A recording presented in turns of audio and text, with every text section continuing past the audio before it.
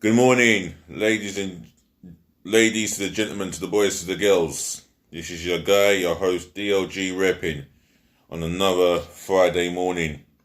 Another morning. Or is it another good afternoon? Or is it another good afternoon for Friday? Or is it another good evening for Friday evening? Yeah, you know what I mean.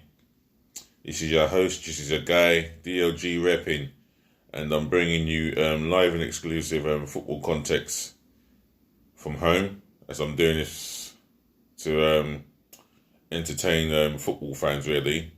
So you make sure football fans who want to listen to sensible football debates, tune into DLG Reppin, yeah?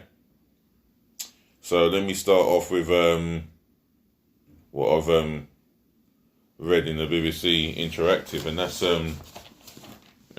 come to me. That's the women's game. Something about it being cancelled, but it was already cancelled. So it was already cancelled. So what it is, they want to make a decision for the final standings, which means Chelsea's lady could be crowned champions and Liverpool ladies could be relegated. Well, I mean, it's all good giving Chelsea ladies a title, but relegating Liverpool ladies, I wouldn't expect that to go down too well. Not at all well. So that's a food for thought. There we go. Get that down there. Yeah. So as it says in the title above, women's clubs to learn final standings. England's top women's clubs will learn their final league positions in the next 24 hours, BBC Sport understands. Chelsea could be crowned Women's Super League champions via a points per game system, while Liverpool wait to find out if they will be relegated. Second tier leaders Aston Villa are poised to go up to the WSL, which stands for the Women's Super League. If the Football Association opt to maintain promotion and or relegation, the the main FA board will decide how to determine final standings. Well, it's a delicate situation for Liverpool ladies. I mean, they've been bottom of the league all season, and what it is, they're fair for the relegation, and maybe in the end of the season they would have gone down, or they might just have stayed up. But it didn't look too good for Liverpool ladies. I've been watching quite a lot of the highlights of the ladies' games. I've not seen one live game as such, so I can't go into too much details. But I can only tell you what I've seen in their performances, and it's not been great. I'll tell you, they've suffered all throughout the bulk of the season, and their fate could be decided by the panel in the FA committee, and that's the way it is. So moving on to other news, Liverpool's Trent Alexander-Arnold and Tottenham Hotspur's Dele Alli have announced. Did I say? They've said that they will not shy away from football's powerful voice, and that's a message relating. Well, it says, I've written down here, Liverpool's Trent Alexander-Arnold and Tottenham Hotspur's Dele Alli will not shy from football's powerful voice. Thought I read that correctly. Yeah, what it is all related to the George Floyd's murder trial, and the memorial was a very powerful one and very emotional. However, Dele Alli and Trent Alexander have spoken up, just like with any black sports athlete or professional. They've spoken up, and they've said what they've had to say now, and basically, I think Dele Alli has said something about re-educating the younger ones, or those that don't understand the true meaning of the racism. And Alexander has said something based on unity. And who are we to argue with their points of view? I mean, it is what it is, and as long as society does not do enough to tackle this discrimination that we call racism, this will continue, and this will happen over and over again. And I'm happy to talk about Alexander Arnold and Dele Alli on their words of wisdom, and I'm happy to say that they're both spoken up about the situation with this racism that keeps going on in society, not just in the world of football, but in the world of society itself. So it's good to hear them speak. So if you have anything to add into this subject that I'm talking on, yeah, then drop your comments below in the comment section. Yeah? Or should I say, drop your thoughts and your views in the comment section below. And smash the thumbs up like button for me, yeah? As many as you can.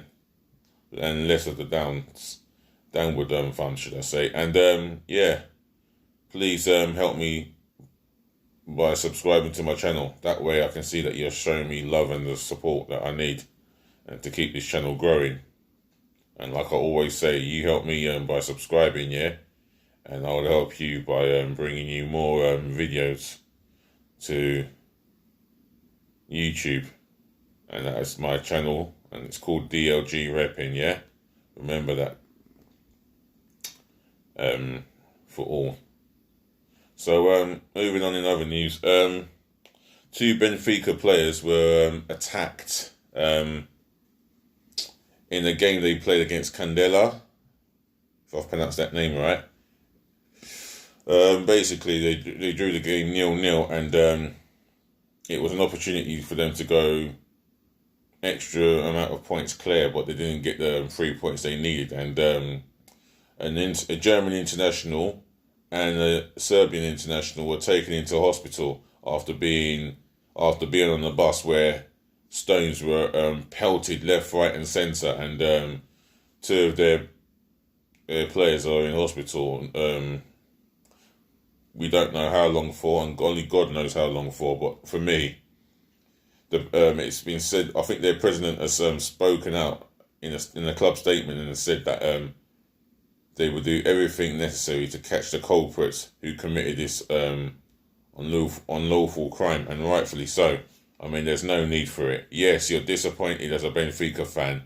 I'm hoping you're not that Benfica fan that took it upon your own back to actually go and stone your own players. I mean, that's just completely barbaric and just abnormal behaviour. I mean, if it is you that's done it, whoever you are, you're an idiot. End off. You're a complete idiot. All we're asking for in this moment of time is peace, as it is.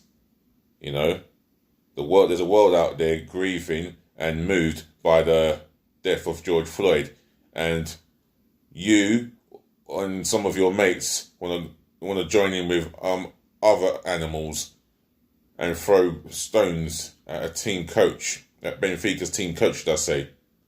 How pathetic and low can you be? Seriously. You need to have a look at yourselves in the mirror if that was you or any of your mates doing this. And I'm aiming it at some of the Benfica fans here. Have a look at yourself in the mirror. Because what you've done is completely act of behaviour and act of scum.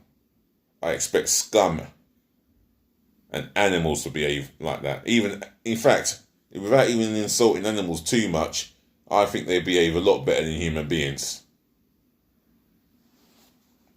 That's it. Right, let me talk about Memphis Depay, moving on in other news. Now, Memphis Depay, who played for Manchester United, sadly did not perform to his capabilities, and he was a disappointment within the Premier League and with Manchester United. And there's been a story or some rumour linking us, my team.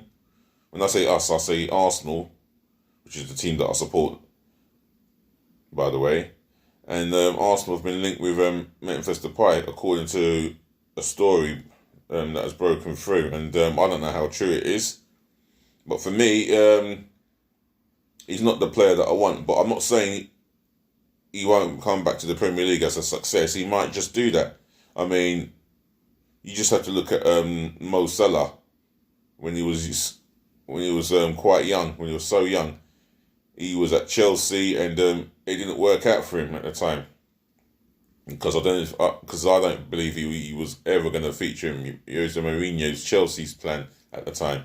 But he's come back into the Premier League from Roma to Liverpool, and he's 6 points away from lifting the Premier League title with Liverpool. And he's going to help Liverpool do that for the first time in 30 years. And he has contributed significantly if you want to look at the last 2 seasons. And with Memphis Depay, if he ends up back in the Premier League, whether it's with Arsenal or somewhere else, we could see a different Memphis Depay. I mean, it's a gamble from an Arsenal fan point of view. To see him in an Arsenal shirt, it will be a gamble, a massive gamble, because I have no idea how many goals he got in the appearances for Manchester United. I mean, that will all be irrelevant if he succeeds in the Premier League, if he can prove himself. But for me, it's a gamble signing. But I wouldn't want to see him at Arsenal because I don't think he's needed. You know, we've just signed a young winger. Although Memphis Depay can play as a number 9, but we've got Martinelli, we've got Nketiah, and we still got Lacazette and Aubameyang. So we're okay in that section. Speaking of what Arsenal are going to do this summer, I mean, it's the same as usual, really. The same predictable reason. I mean, you see your rivals Chelsea already signed Hakim Ziyech, yeah, and now they're about to sign Timo Werner. I mean, with Chelsea, when they want a player, bang, they've got him in the bag. Bang, they've got him in the bag. Arsenal, they differ and move so slowly. By the time they actually make a move, bang, he's at Manchester City. Or bang, Chelsea, bang, Man United, bang, Tottenham, you know, because we're worried about being self-sufficient. Yeah, all but Tottenham are self-sufficient, but guess what? They still bring in the better players. And with the difference between Tottenham, in fact, the difference between Tottenham and us is Tottenham are that self-sufficient. They are that self-sufficient like ourselves, but the only difference is, they've got key players who are worth a lot of money, meaning that they are price assets at Tottenham. From you look at their midfield to attack, how much let's say Son will cost, how much would Harry Winks cost, how much would Harry Kane cost, look at how much Dele Alli would cost. They cost a lot of money, and Tottenham can go on to build another team. We can't think of one player that will go in a normal day situation. We can't think of one player that will go for up to 100 million. There isn't an Arsenal player that can go for 50 million in normal circumstances. That's the difference. Even if you look at Leicester, they've got someone they can sell for more than 50 million. And I can think of maybe 2 players or 3 players that can sell for nearly 50 million. Maddison being one of them. Sionku, he could be the next big money spend. He could be the next big price asset. Ben Chilwell, he's linked with an 80 million move to Chelsea. Well, even though he's just linked with 80 million. He's just an Englishman. That's why he's priced at 80 million, and he's not worth 80 million, Ben Chilwell. But there you go. Ricardo Pereira will go for more than 50 million. Arsenal fans, if you could name me more than 2 Arsenal players that are worth more than 50 million, yeah? Drop it in the comment section below and let me read it, yeah? let me read it and I'll get back to you. Yeah? And another thing, yeah? Make sure you make sure you drive the thumbs up like button, yeah? Less than the downwards. And do you remember to subscribe to my channel, DLG Reppin, yeah? Smash that subscribe button hard and passionately, left, right and centre. I've still got 35 subscribers. Could be 36 today, 37, 39, 50, as many as possible. I want more than 100, at least more than 100 before Christmas, and hundreds after Christmas, or hundreds before Christmas. How about that? Hundreds of subscribers before Christmas, yeah? I mean, I'll get closer to my first ever live stream, and that's my aim. Other than that, ladies, to the gentlemen, to the boys, to the girls, this is your host, your guy, DLG Reppin. I'm going to cut it from here. I'm going to end it from here, should I say. And allow me to have enough time to do the afternoon stream as well as the evening. So do enjoy your day. Even if you're not watching, do enjoy your day. If you're watching, thanks for tuning in and thanks for listening. Peace, love and bliss. Once again, I'm out.